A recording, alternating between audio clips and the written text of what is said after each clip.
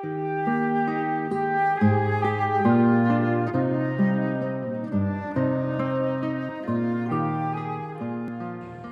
kembali dengan saya, Pendeta Daud Solihin dari GKI Kebonjati, Bandung.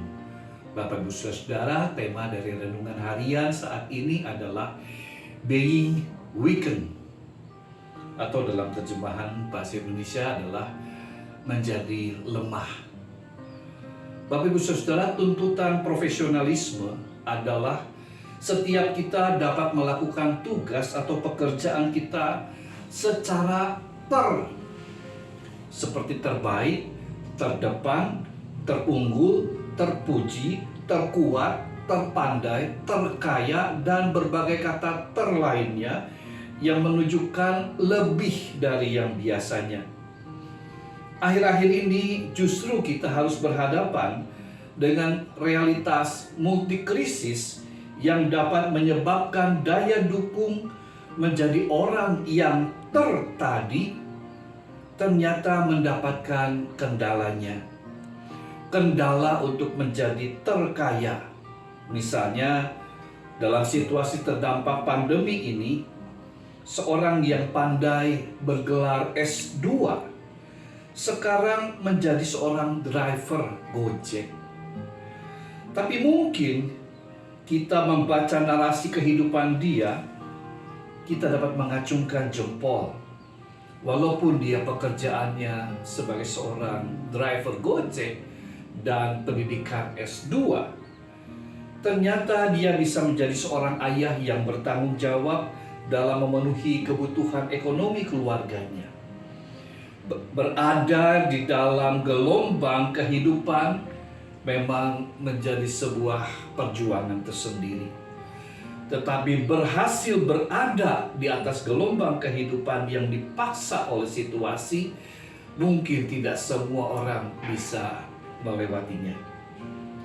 Kadang apa yang dikatakan tadi dapat menjadi berhala modern. Orientasi menjadi orang yang memiliki kuasa dan uang, menjadi tuan yang memimpin dan mengendalikan kehidupannya. Surat 1 Korintus pasal 1 ayat 27-29 Rasul Paulus berkata, "Tetapi apa yang bodoh bagi dunia, dipilih Allah untuk memalukan orang-orang yang berhikmat. Dan apa yang lemah bagi dunia, dipilih Allah untuk memalukan apa yang kuat. Dan apa yang tidak terpandang dan yang hina bagi dunia, dipilih Allah.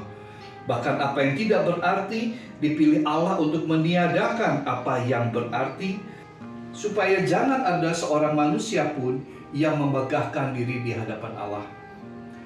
Leon Morris menanggapi ayat ini dengan mengatakan, "A crucified Messiah is a contradiction in terms." Seorang Mesias yang disalibkan adalah dia yang memiliki kontradiksi. Bagaimana mungkin juru selamat manusia mati di atas kayu salib? Itu sebabnya Paulus mengatakan berita salib adalah kebodohan bagi manusia. Tetapi Allah memilih yang bodoh bagi dunia, yang lemah bagi dunia, yang tidak terpandang dan yang hina bagi dunia, yang tidak berarti bagi dunia. Bukan berarti seorang pemimpin tidak boleh menjadi orang tetapi dasar dan motivasi serta langkah ke depannya. Apakah kepemimpinannya berasal dari keterbukaan pikiran, keterbukaan hati, dan kepemimpinan Kristianinya berada dalam Tuhan Yesus Kristus, atau berasal dari dunia ini?